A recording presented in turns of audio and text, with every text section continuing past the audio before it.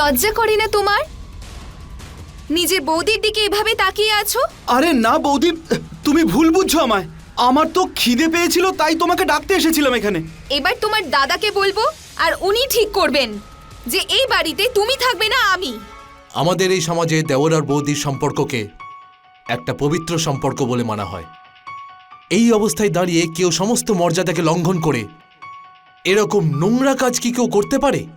নিজের বৌদিকেই লুকিয়ে লুকিয়ে দেখা তার নোংরা মনোবৃত্তির দিকে ইশারা করছিল, নাকি ওর বৌদি যেটা ভাবছিল সেটা শুধুমাত্র একটা ভুল ধারণা ছিল? নমস্কার, আমি বিনয় আনন্দ, আর ক্রাইম অ্যালার্টের এই এপিসোডে আপনাদের স্বাগত জানাই। আসুন আমি আপনাদের এখন নিয়ে যাব এই ঘটনার সঙ্গে জড়িত ক্ষেত্র ইউপির গাজিয়াবাদ জেলাতে, যেখানে একটা পরিবারের কিছু সদস্য এমন এক ষড়যন্ত্রকে বাস্তবায়িত করেছিল যা এতটাই ভয়ঙ্কর যে আপনাদের কল্পনার বাইরে।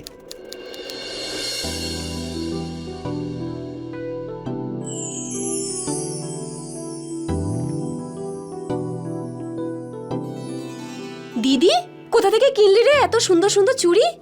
আরে লিপস্টিক! হাত দিবি না আমার লিপস্টিকে।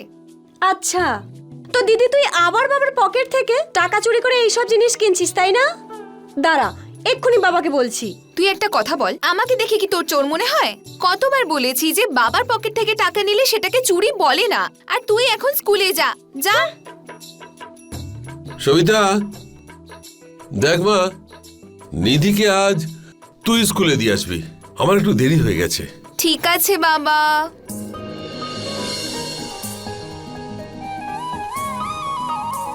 দিদি, এত সেজেগুজে আসলি কেন বলতো তুই? সবাই আমাদের দিকে তাকাচ্ছে। তাকাতে দে। কাকু, কোনো নতুন ড্রেস এসেছে? কি করবে জেনে মা তুমি? তুমি তো কোনোদিনই কিছু কেনো না, শুধু দরদাম করে মাথাটা খারাপ করে দিয়ে যাও আমার। একদিন পুরো দোকানটাই কিনে নেব, দেখো তুমি। হ্যাঁ ঠিক আছে, সে নিয়ক্ষণ। এখন বৌনির সময়, যাও এখান থেকে যাও। চুপ, চল।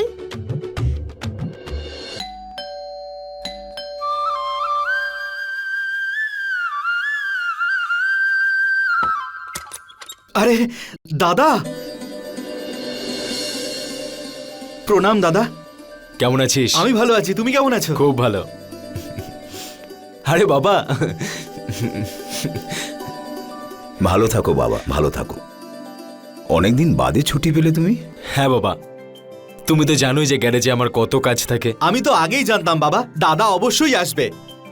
অন্য সময় দাদা আসুক বা না আসুক, কিন্তু আমার কলেজের ফিস দেওয়ার যখন লাস্ট ডেট চলে আসে, তখন দাদা ঠিক চলে আসে।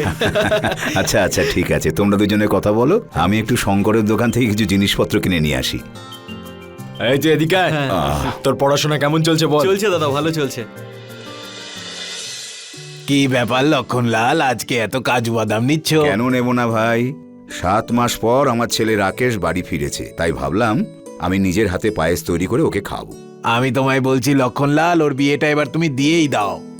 ও শহর কেন, বাড়ি ছেড়েও যাবে না কখনো। আরে ছেলের বিয়ের জন্য একটা ভালো পাত্রীও তো চাই। হ্যাঁ কাকু, আরে কবিতা মা, আজ এদিকে কি মনে করে? আসলে কাকু এখান দিয়েই যাচ্ছিলাম, ভাবলাম তোমার সঙ্গে দেখা করে যাই। আর পুরাণ কেমন আছে? একদমই ঠিক নেই কাকু। দেখো না, বাড়ির সব কাজ আমাকে দিয়েই করায়। আরে মা, তুমি তো বড় হয়ে গেছো, সংসারের সব কাজ শিখে নাও, না হলে শ্বশুর বাড়িতে গেলে সেখানকার লোকেরা কি বলবে? কাকু, তুমি বাবার হয়ে একদম কথা বলবে না। বিয়ে যখন হবে তখন দেখা যাবে। এখন আমি আসছি। আরে শোনো মা, এই চকলেট নাও, সবগুলো কিন্তু তুমি খেও না, বোনকেও দিও। ঠিক আছে, আসি কাকু। বেঁচে থাকো, ভালো থাকো।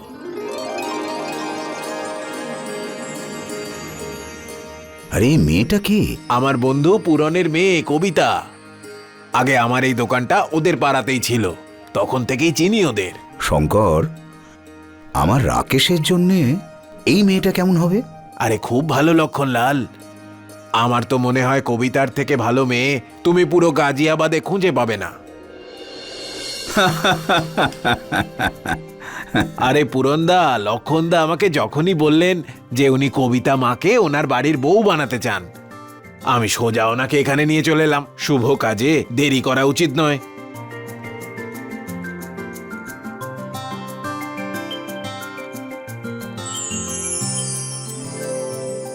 রাখ মা।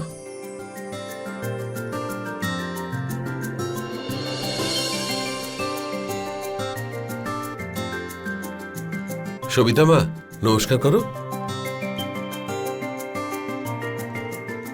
রাকেশ কয়েক বছর ধরে চণ্ডীগড়ের একটা বড় গ্যারাজে সুপারভাইজারের কাজ করে, মাইনে করি ভালোই পায়, আর নিজেদের পৈতৃক বাড়িও আছে এখানে। শঙ্করদা, তুমি তো আমাকে অনেক দিন ধরেই চেনো। অনেক পরিশ্রম করে শুধু মেয়ে দুটোকে বড়ই করতে পেরেছি। এখনো পর্যন্ত নিজের বাড়ি করে উঠতে পারিনি। এই অবস্থায় দেনা পাওনা তো। দেনা পাওনার চিন্তা আপনি একদম করবেন না পূরণবাবু। আপনার মেয়ে আমার খুব পছন্দ হয়েছে, আর আমার ছেলে রাকেশের জন্য এর চেয়ে ভালো মেয়ে আর পাবো না। আপনি শুধু ওদের দুজনের বিয়ের ব্যবস্থাটা করে ফেলুন। আমার মেয়ে সৌভাগ্য যে আপনার বাড়ি বউ হতে চলেছে। আরে ভগবানকে অনেক অনেক ধন্যবাদ, আজ আমার মেয়ের বিয়ে ঠিক হলো। বাবা, আমি বিয়ে করব না। আমি এই বাড়িতেই থেকে তোমার আর বোনের খেয়াল রাখবো। আরে পাগল হয়ে গেলি নাকি? দেখ মা, এত ভালো একটা সম্বন্ধ আর তুই না করছিস? মা, আমাদের ভাগ্য খুব ভালো। আমাদের আর কি চাই? ছেলে শহরে থাকে, গ্যারেজের মধ্যে বড় সুপারভাইজার, আর এখানে ওদের নিজের বাড়িও আছে, আর তার ওপরে শাশুড়িও নেই। পুরো বাড়িতে তুই রাজত্ব করবি। উপযুক্ত মেয়ে যদি এই বয়সে বাড়িতে বসে থাকে, তাহলে সমাজ কি বলবে? এটাই তো বলবে যে মা মরা মেয়ে, তাই বাবা ওর খেয়ালই রাখে না। সমাজে সবাই আমাকে থুথু করবে। বাবা, কার এত সাহস যে তোমাকে কথা শোনাবে? হ্যাঁ, চলো, এর মানে হলো দিদি রাজি আছে। একজন বাবার কাছে বিয়েতে মেয়ের কন্যাদান করা তার জীবনের সবচেয়ে বড় দায়িত্ব, কিন্তু এই পণ প্রথা এই পবিত্র সম্পর্কে সবচেয়ে বড় বাধা। আর সেই জন্য যখন কোনো পিতা কোনো রকম পণ ছাড়াই তার মেয়েকে বিয়ে করতে রাজি আছে এমন একজন ছেলেকে খুঁজে পায়, তখন এর থেকে বড় খুশির খবর একজন পিতার কাছে আর কিছুই হতে পারে না। যে কোনো পিতাই এই ব্যাপারটা জানেন, পণ না নিয়েই যে তার জামাই হয়েছে সে তার মেয়ের সত্যিকারের জীবনসাথী হতে পারে, কারণ সে লোভী কখনোই নয়। আর হয়তো এই ব্যাপারটা বুঝতে পেরেই কবিতা ওর বাবার সিদ্ধান্তকে মেনে নিয়েছিল আর রাকেশকে বিয়ে করার জন্য হ্যাঁ বলেছিল। পণ না নিয়ে হওয়া এই বিয়েতে পরবর্তীকালে কি হতে চলেছে সেটা কেউই জানতো না। আসুন দেখা যাক কবিতা আর রাকেশের বিয়ে হওয়ার পর ওদের কি হয়েছিল। সত্যি আমি খুব ভাগ্যবান যে তোমার মতন একটা মিষ্টি বউ পেলাম। এবার দেখো না, এটা কিন্তু বাবার জন্যই সম্ভব হলো। যদি ওই দিন শঙ্কর কাকুর দোকানে বাবা তোমাকে না দেখতো, তাহলে কি আমার ভাগ্যে এরকম মিষ্টি একটা বউ জুটতো? এবার সব ধন্যবাদ বাবাকেই দেবে তুমি। যদি আমি সেদিন শঙ্কর কাকুর দোকানে না যেতাম, তাহলে না বাবা আমাকে দেখতো আর না আমাদের বিয়ে হতো। সত্যি।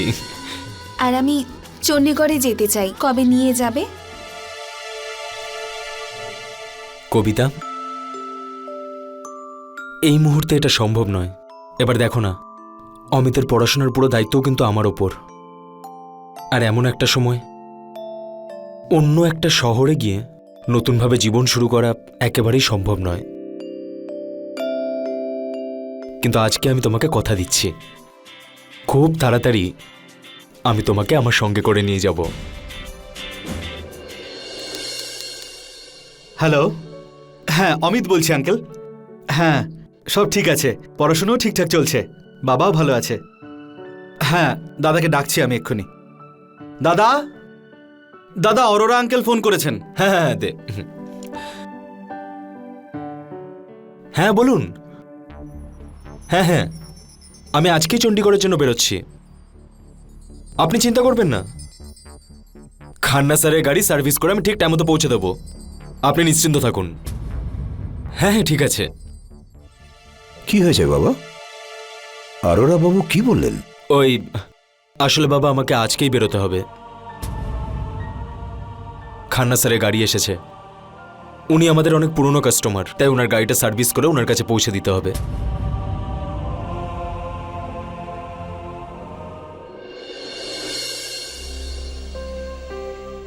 কবিতা, এরকম চোখের জল ফেলে আমাকে বিদায় জানাবে? তাহলে আমার কাজে কি করে মন বসবে? আমাদের বিয়ে মাত্র 4 দিন হয়েছে আর তুমি আজই চলে যাবে বলছো? আমি তোমায় ছাড়া কি করে থাকবো? আমার একদম এখানে ভালো লাগবে না।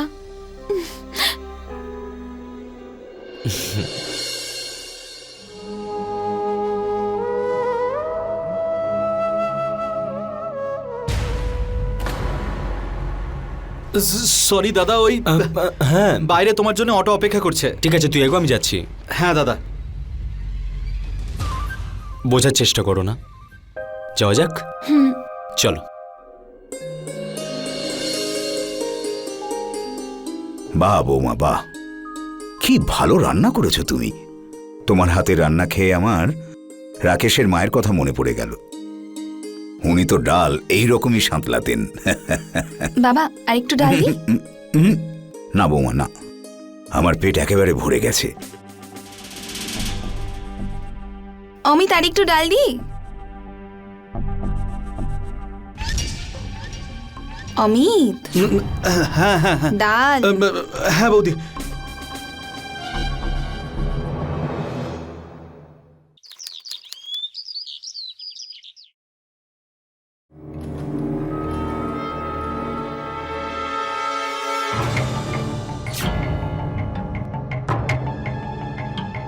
এই মনটা নিজের পড়াশুনোর দিকে দাও।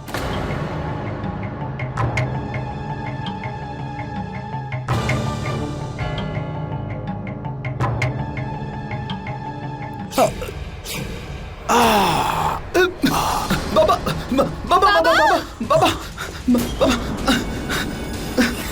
আস্তে আস্তে বাবা, বসো। বাবা, বাবা তুমি ঠিক আছো তো? বাবা এই নিন জল খান। অমিত, অমিত, বাবা তুমি ঠিক আছো তো? বাবা আপনি ঠিক আছেন তো? আরে আমি কিছু দেখতে পাচ্ছি না বাবা আমি কিছু দেখতে পাচ্ছি না, আমি কিছু দেখতে পাচ্ছি না।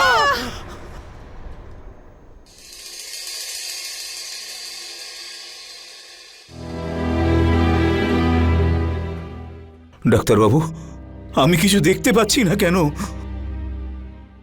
লক্ষণবাবু, আপনি এমআরআই আর বিপি টেস্ট করিয়ে নিন। হতে পারে আপনার মাথায় চোট লাগার জন্যে আপনার চোখের দৃষ্টি চলে গেছে। বিপি টেস্টটা করালে আমি জানতে পারবো যে আপনার চোখের দৃষ্টিশক্তি কতটা বাকি আছে। ডাক্তারবাবু, এতে কিরকম খরচ পড়বে? এই 10-15 হাজার টাকার মতো পড়বে। হ্যাঁ, আরও যদি টেস্ট করতে হয় তাহলে খরচাটা কিছুটা বাড়বে। ডাক্তারবাবু, আপনি তো জানেনই আমার বাড়ির কি অবস্থা। ডাক্তারবাবু, আপনি কিছু ওষুধ লিখে দিন। এখন বরং আমি ওষুধ খেয়েই চালিয়ে নেব, পরে আমি বাকি সমস্ত টেস্ট করিয়ে নেব। না লক্ষণবাবু, টেস্ট না করিয়ে ওষুধ খাওয়াটা একদম ঠিক না, কারণ পরে এর জন্য কমপ্লিকেশন হতে পারে।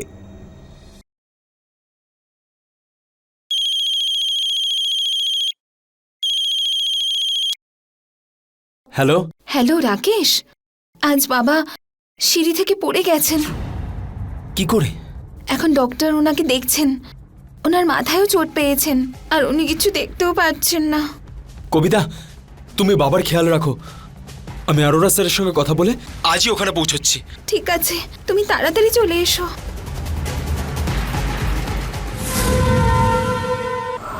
বাবা, তুমি আমার কথাটা শোনো। তুমি আজই আমার সাথে চণ্ডীগড়ে চলো। আমি সমস্ত চেক আপ ওখানেই করাবো। টাকার চিন্তা তুমি একদম করো না। আমি অরোরা স্যারকে ফোন করে সমস্ত ব্যবস্থা করে দিচ্ছি। হ্যাঁ বাবা, ও একদম ঠিক বলছে। আরে বাবা, ডাক্তারবাবু যে সমস্ত ওষুধ লিখে দিয়েছেন সেগুলো আমি আরও কিছুদিন খেয়ে দেখি না। যদি ওই ওষুধে কাজ না হয় তারপর না হয় আমি তোমার সঙ্গে চণ্ডীগড়ে চলে যাব। কেন জেদ করছো বাবা? চলে যান না ওর সঙ্গে চণ্ডীগড়। দেখো বৌমা, আমার চোখের দৃষ্টি না হয় চলে গেছে, কিন্তু আমার দৃষ্টি তো তোমরাই, তাই না? দেখো, আমার চিন্তা তোমরা করো না। ভগবান যদি চায় তো সব ঠিক হয়ে যাবে। ঠিক আছে বাবা, তুমি যদি এটাই চাও তাহলে তাই হবে। কিন্তু তুমি আমাকে একটা কথা দাও, সমস্ত ওষুধগুলো তুমি টাইমলি খাবে। হ্যাঁ।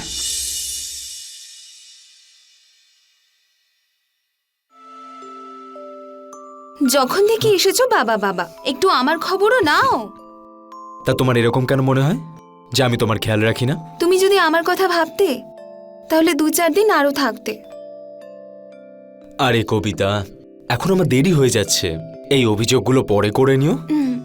দেখো, আমি গ্যারেজে বলে এসেছি যে বাবাকে দেখেই খুব তাড়াতাড়ি ফিরে আসবো। প্লিজ এরকম করো না, আমার বাসের টাইম হয়ে গেছে। না, আমি তোমাকে যেতে দেব না।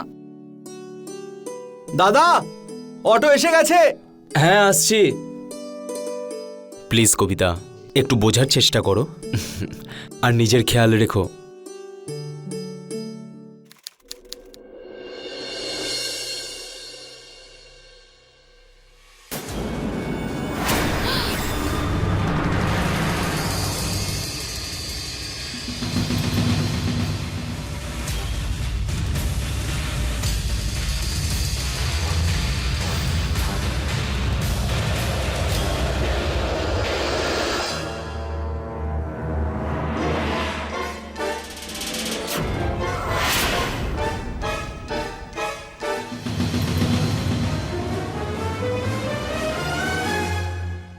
আরে বাবা, আপনি এখানে? হ্যাঁ বৌমা, আমার ছড়ি আমি খুঁজে পাচ্ছি না, অনেকক্ষণ ধরে খুঁজছি আমি।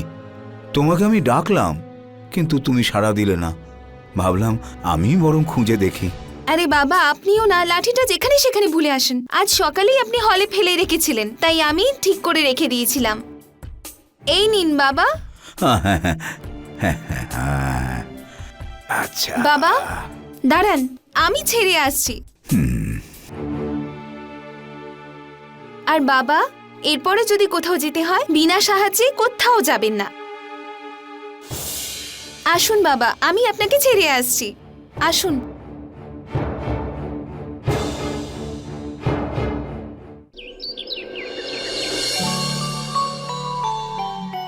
বাবা, হুম, চা।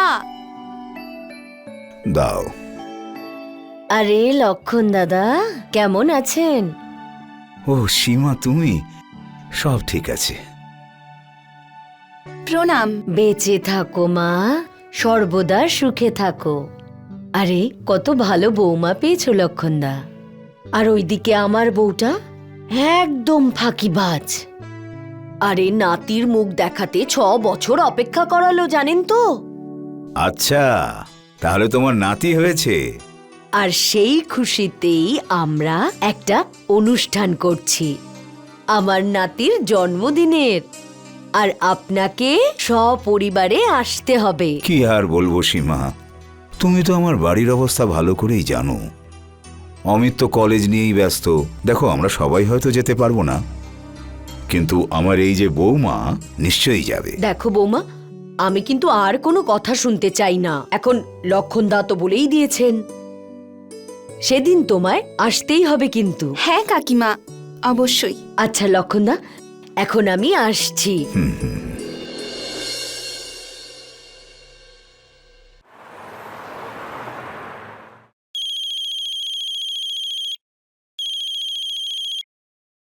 হ্যালো, আজ এত সকালে হঠাৎ আমার কথা মনে পড়লো?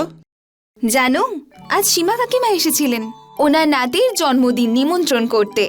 তাই নাকি? এটা তো খুবই আনন্দের খবর। হ্যাঁ, আর উনি পার্টির জন্য একটা বড় হল বুক করেছেন। আরে বাহ।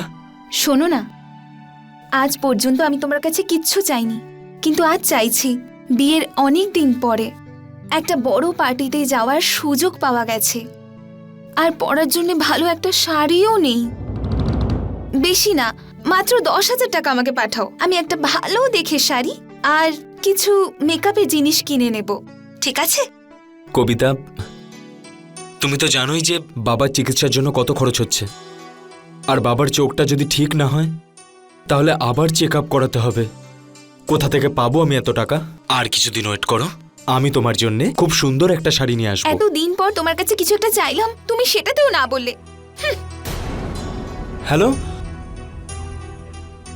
বৌমা, হ্যাঁ বাবা।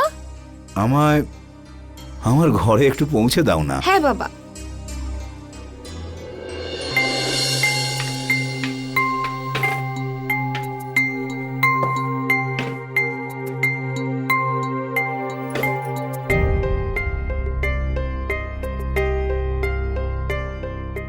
হ্যাঁ বৌমা, হ্যাঁ বাবা।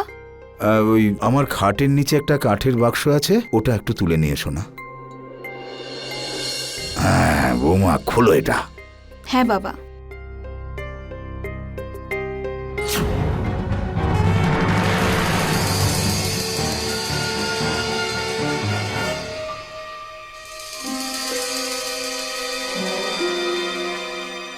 বাবা, হ্যাঁ, এতগুলো টাকা আর এত গয়না, এগুলো এলো কোত্থেকে?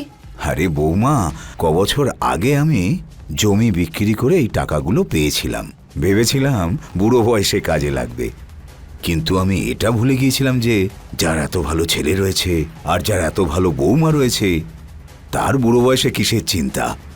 হ্যাঁ বৌমা, তুমি ভালো ভালো শাড়ি কিনে নাও, সেই সঙ্গে পায়ের নুপুর কেনো, গয়নাগাটি কেনো, আর তোমার যা মন চায় কিনে নাও, ঠিক আছে বৌমা? আরে কবিতা, বিয়ে কবে হলো তোমার? কিছু মাস আগেই হয়েছে। আচ্ছা কাকু, কিছু ভালো শাড়ি দেখাও তো। আজও কি শুধু দরদামি করবে? তুমি দামের চিন্তা করো না, মেটেরিয়ালটা যেন ভালো হয়। হ্যাঁ হ্যাঁ, এক্ষুনি দেখাচ্ছি।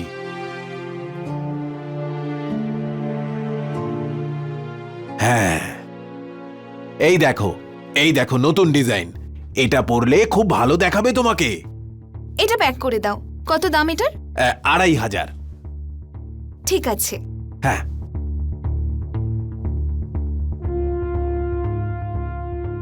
এই নাও। এই নাও বাবা।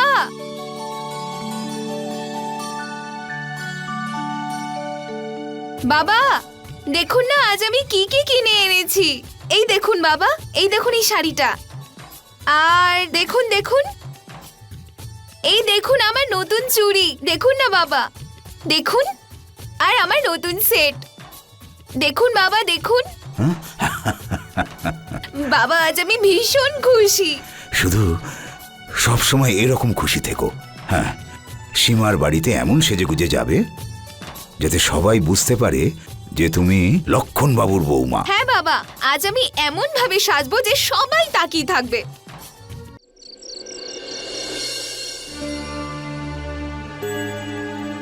অমিত, হ্যাঁ বৌদি। একটু শোনো।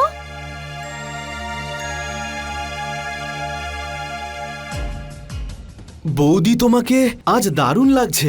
আচ্ছা শোনো, আমি সীমা কাকিমার ওখানে পার্টিতে যাচ্ছি, আমার ফিরতে একটু দেরি হয়ে যাবে, তাই তুমি আর বাবা দুজনেই খেয়ে নিও, ঠিক আচ্ছা, আছে? হ্যাঁ বৌদি। আমাকেও আমার বন্ধু রোহিতের বাড়িতে যেতে হবে, ওর বাড়িতে গ্রুপ স্টাডি করছি। সব বন্ধুরা ওখানেই আসবে, তাই বাবাকে খাওয়ানোর পর আমি ওখানে চলে যাব। ঠিক আছে, যাও।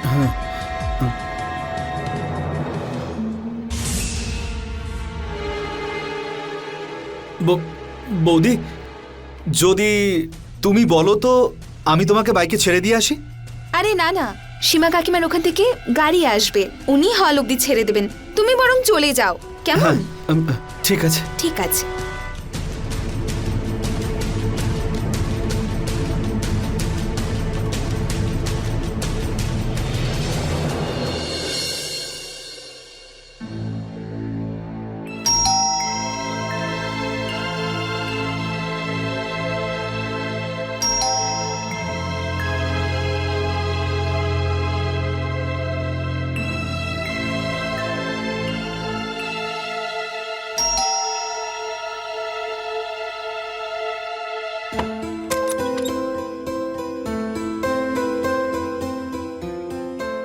আরে বাবা, আপনি? আরে বৌমা, এসে গেছো? হ্যাঁ বাবা, আপনি এত রাত পর্যন্ত আমার জন্য জেগে আছেন? কি করব, সীমা কাকিমা আসতেই দিচ্ছিলেন না। কোনো ব্যাপার নয় বৌমা, কোনো ব্যাপার নয়। আচ্ছা, আপনি খাবার খেয়ে নিয়েছেন? হ্যাঁ, খাবার তো খেয়ে নিয়েছি, কিন্তু ওষুধটা খাইনি। আসুন, আপনার ঘর এসে গেছে, আসুন বসুন।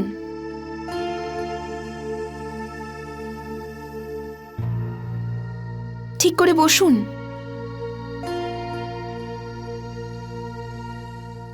এই নিন বাবা ওষুধ।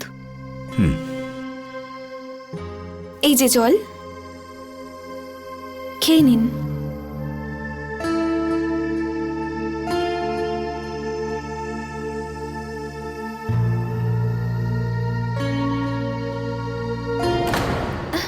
বাবা কিছু চান?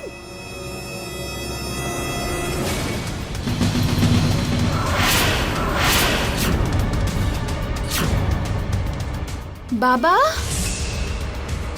আপনি দেখতে পাচ্ছেন? বাবা, আপনি অন্ধ নন?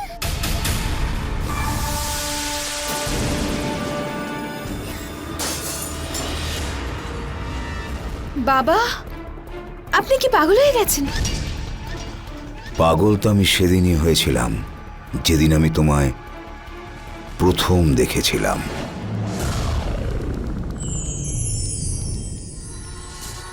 আর সেদিনই আমি সিদ্ধান্ত নিয়েছিলাম যে তোমার বিয়ে আমার ছেলে রাকেশের সঙ্গেই দেব।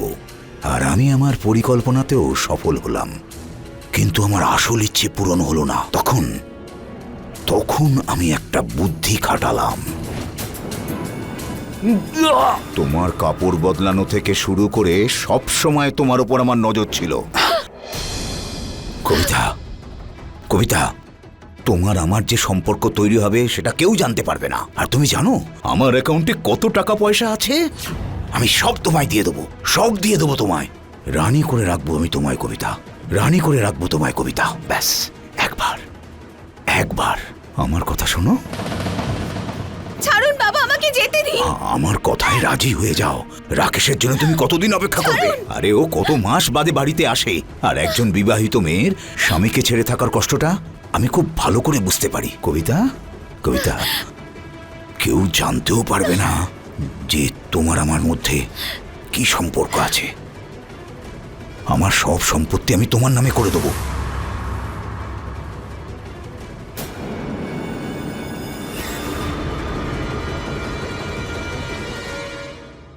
শ্বশুর আর পুত্রবধূর সম্পর্ক একজন বাবা এবং তার মেয়ের সম্পর্কের মতনই পবিত্র, কিন্তু এই সম্পর্ককেই লক্ষণলাল আর কবিতা অপবিত্র করে তুলেছিল।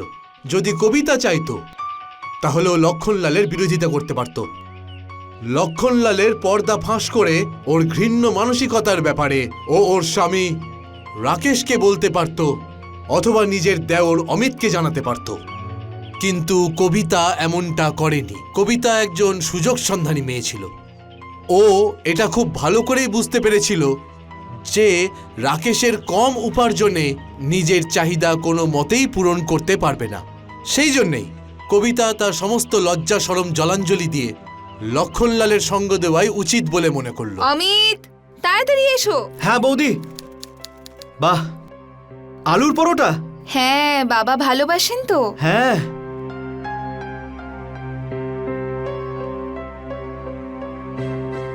বাহ বৌদি, খুব টেস্টি হয়েছে। সত্যি তোমার হাতে জাদু আছে। বৌমা, একটু এদিকে এসো। হ্যাঁ হ্যাঁ, তুমি খাও, আমি দেখছি। হ্যাঁ,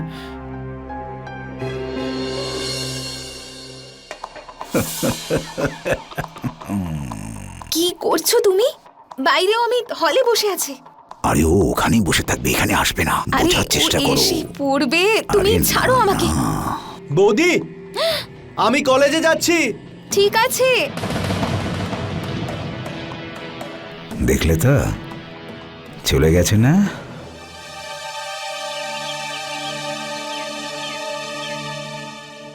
এখন আমি তোমার প্রতি আসক্ত হয়ে পড়েছি। এখন আমি আর তোমাকে ছেড়ে থাকতে পারি না কবিতা। এই মোবাইল। আমিও তোমাকে ছেড়ে থাকতে পারছি না। কি করে বলি রাতগুলো কিভাবে কাটে। বৌদি, ওই ওষুধটা আমায় দাও তো। বৌদি তুমি এদিকে আর ওদিকে কিচেনে কিছু একটা পুড়ছে। হ্যাঁ হ্যাঁ, আমি যাচ্ছি।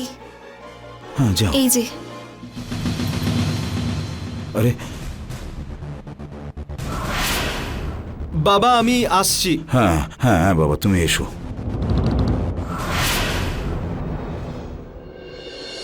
বৌমা, আমাকে একটু বাথরুমের কাছে নিয়ে চলো তো। হ্যাঁ বাবা, চলো। এসো বাবা, আমি তোমাকে নিয়ে যাচ্ছি। এখন থেকে তোমার খেয়াল আমি রাখবো। এমনিতেও কলেজে ছুটি পড়ে গেছে, এখন থেকে তোমার দেখাশোনা আমিই করব। এই অমিতের কিছু একটা ব্যবস্থা করতেই হবে।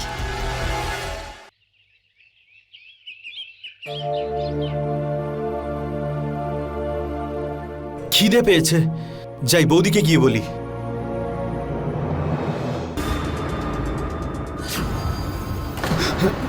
লজ্জা করে না তোমার? নিজের বৌদির দিকে এভাবে তাকিয়ে আছো? আরে না বৌদি, তুমি ভুল বুঝছো আমায়। আমার তো খিদে পেয়েছিল, তাই তোমাকে ডাকতে এসেছিলাম এখানে। এবার তোমার দাদাকে বলবো, আর উনি ঠিক করবেন যে এই বাড়িতে তুমি থাকবে না আমি। বেরো এখান থেকে। লজ্জা করলো না তোর নিজের বৌদিকে নোংরা চোখে দেখতে? আমার কথাটা তো শোনো দাদা। কিচ্ছু শুনতে চাই না আমি, তুই চলে যা এখান থেকে, বেরো। দাদা তুমি যা ভাবছো সেরকম কিচ্ছু হয়নি। বাবা বাবা আমি সত্যি কথা বলছি, বৌদির ঘরে আমি ভুল করে ঢুকে পড়েছিলাম। বোঝাও না দাদাকে। বাবা ওকে বলে দাও ও যেন এখান থেকে চলে যায়, না হলে আজকে আমি খারাপ কিছু করে ফেলবো। চলে যায় এখান থেকে, আর কখনো মুখ দেখাবি না আমাকে।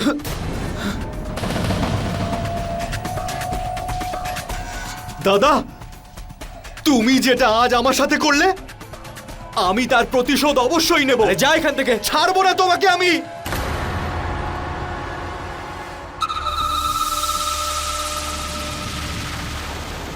বাবা আমি ভাবছিলাম যে গ্যারেজের চাকরিটা ছেড়ে দিয়ে এখানেই ছোটখাটো একটা কাজ খুঁজে নেব। আরে বাবা, এত বড় শহর ছেড়ে তুমি এখানে কি কাজ করবে? আমার কথা আর ভাবতে হবে না। কবে আমার ডাক আসবে কে বলতে পারে। তুমি তোমার নিজের ভবিষ্যৎটা তো চিন্তা করো। বড় শহরে অনেক টাকা রোজগার করতে পারবে, এরপর তোমার ইচ্ছে। বৌমা, হ্যাঁ বাবা। তুমি ওকে বোঝাও। কিন্তু বাবা আপনাদের দুজনের মাঝে আমি কি বলি? বাবা তুমি ঠিক বলছো, আমিও ওই শহরে আমার ফিউচারটাকে দেখতে পাই, কিন্তু আজকে অমিত যে কাজটা করলো না। তুমি এত চিন্তা কেন করছো? সবাই আছে তো আমাদের সঙ্গে। তুমি শুধু মন দিয়ে নিজের কাজ করে যাও। তুমি আমাদের চিন্তা একদম করবে না। আরে বাবা, বৌমা ঠিকই বলছে।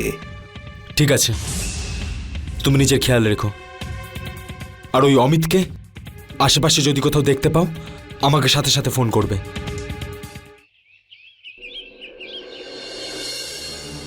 আমি যা যা বলেছিলাম মনে রেখো, আর একদম ভয় পাবে না, প্রয়োজনে ফোন করবে। ঠিক আছে। অটো, ঠিক আছে আমি আসছি। আচ্ছা বাবা আসছি। হ্যাঁ বাবা, হ্যাঁ।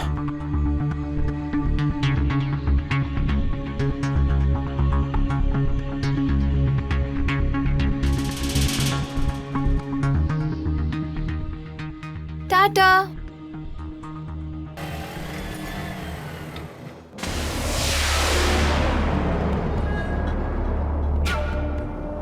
একে বলে এক ঢিলে দুই পাখি মারা। যদি তুই ফ্যাক্টরিতে কাজ করিস তাহলে পড়াশোনা কি করে চালাবি? সেসব তো আমি ম্যানেজ করে নেব, কিন্তু যদি ফ্যাক্টরিতে কোনো কাজ না করি তাহলে বাড়ি ভাড়া কি করে দেব? খাবার টাকা কি করে পাবো? দাদা তো বাড়ি থেকে বের করে দিল। এখন যা করার সব আমাকেই ম্যানেজ করতে হবে। একটা কথা আমি বুঝতে পারছি না অমিত, তোর বৌদি তোর ওপর মিথ্যে অভিযোগ এনে তোকে বাড়ি থেকে কেন বের করে দিল? অরোরা আঙ্কেলের ফোন? উনি কেন আমায় ফোন করছেন? হ্যালো অমিত, রাকেশের তো 3 দিন আগে চণ্ডীগড়ে আসার কথা ছিল। তোমার বাবাকেও 2 দিন ধরে ফোন করছি, মোবাইল সুইচ অফ বলছে। রাকেশকে তাড়াতাড়ি বলো আমাকে একটা ফোন করতে। হ্যাঁ আমি বলছি দাদাকে, এক্ষুনি আমি ফোন করছি। কি হয়েছে? আসলে দাদা যে গ্যারেজে কাজ করে তার মালিক অরোরা আঙ্কেল ফোন করেছিলেন। উনি বললেন যে দাদা 3 দিন আগে চণ্ডীগড়ে পৌঁছে যাওয়ার কথা, কিন্তু এখনো ওখানে পৌঁছয়নি। স্বামী এবং স্ত্রীর সম্পর্ক শুধুমাত্র বিশ্বাসের উপর নির্ভর করেই সারা জীবন কেটে যায়। আর হয়তো এই জন্যেই রাকেশ একজন দায়িত্বশীল, পুরো পরিবারের দায়িত্ব নিজের কাঁধে তুলে নেওয়ার মতন মেয়ে পেয়েছিল বলে খুবই খুশি হয়েছিল। কিন্তু রাকেশ এটা জানতো না যে ওর অজান্তেই কবিতা ওর সঙ্গে প্রতারণা করছিল। একদিন অমিতের কাছে রাকেশের গ্যারেজ মালিকের কাছ থেকে ফোন এলো, আর জানতে পারল যে রাকেশ 3 দিন আগেই বাড়ি থেকে বেরিয়েছে, আর রাকেশ চণ্ডীগড়েও পৌঁছায়নি। তাহলে রাকেশ গেল তো কোথায় গেল? ওই দিন অমিত আর রাকেশের মধ্যে যে ঝামেলা হয়েছিল সেই ঝামেলা কি এতটাই বড় হয়ে উঠেছিল, এতটাই চরমে পৌঁছেছিল যে অমিতই শেষ পর্যন্ত রাকেশের ক্ষতি করে, নাকি রাকেশ কোনো বড় ষড়যন্ত্রের শিকার হয়েছিল? রাকেশ তাহলে কোথায় গায়েব হয়ে গেল? আসুন দেখা যাক। আরে বৌমা, এক গ্লাস জল দাও না।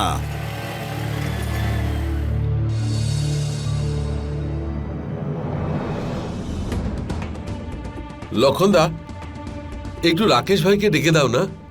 উনি বলছিলেন যে ওনাকে বাস স্ট্যান্ডে ছাড়তে হবে। কি বলছো তুমি? রাকেশ তোমায় ডেকেছে? ও তো চণ্ডীগড়ে আছে। আরে দাদা, আমাকে এক্ষুনি ফোন করেছিলেন আর বললেন যে তাড়াতাড়ি আসতে। রাকেশ ভাই, আরে তোমায় বলছি না, এখানে তোমায় কেউ ডাকেনি, যাও এখান থেকে, যাও। আরে দাদা, ডেকেছে বলেই তো এসেছি। আচ্ছা, যদি আপনার বিশ্বাস না হয় তাহলে এক্ষুনি দেখাচ্ছি। এই দেখুন, একটু আগে আমার মোবাইলে উনি ফোন করেছিলেন। এই যে দেখুন, এই দেখুন। আরে এটা অমিতের নাম্বার, রাকেশের নয়। একদম ঠিক বলেছেন লক্ষণ বাবু, এটা অমিতেরই নাম্বার। অমিত আর রোহিত আমাদের পুলিশ টিমের সঙ্গে আছে।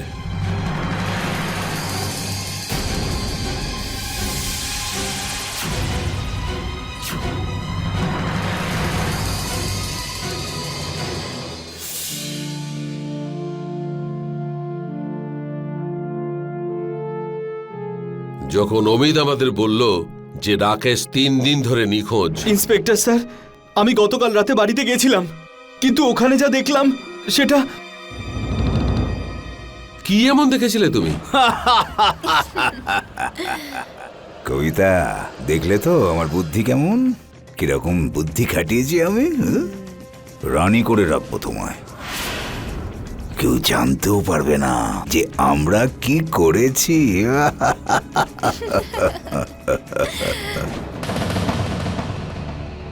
কি বলছেন আপনি? আমি কিছুই বুঝতে পারছি না।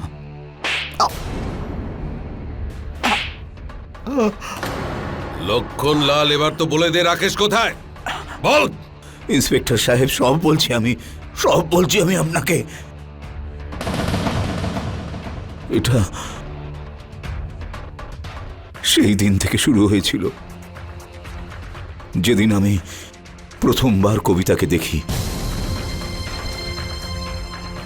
সেই দিনই আমি ওকে ভালোবেসে ফেলেছিলাম, আর ওকে পাওয়ার জন্য ওর বিয়ে আমার ছেলে রাকেশের সঙ্গে দিয়েছিলাম। আর তারপর অন্ধ হওয়ার নাটক করে কবিতাকে আমি আমার জালে ফাঁসিয়ে নিই। আমাদের দুজনের মধ্যে একটা সম্পর্ক তৈরি হয়। আর তারপর আমরা অমিতকে ভুল অভিযোগ দিয়ে ওকে বাড়ি থেকে বার করে দিই। আমাদেরকে আটকানোর জন্য সেখানে কেউ ছিল না। আমারও ওনার সঙ্গে থাকতে ভালোই লাগতো। আমার সব প্রয়োজনগুলোকে উনি মিটিয়ে দিতেন। কিন্তু সেদিন যখন রাকেশ অটো নিয়ে বাস স্ট্যান্ডে যায়, আমরা ভাবি যে ও চলে গেছে, কিন্তু আবার ফিরে এসেছিল।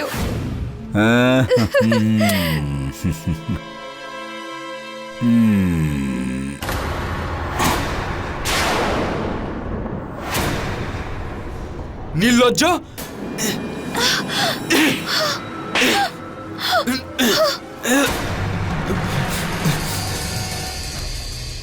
তাহলে এই অন্ধ হওয়ার নাটকটা তোমার ছিল, আর আমার লজ্জা করে তোমাকে বাবা বলে রাখতে। আর তুমি, তোমাকে তো আমি ছাড়বো না।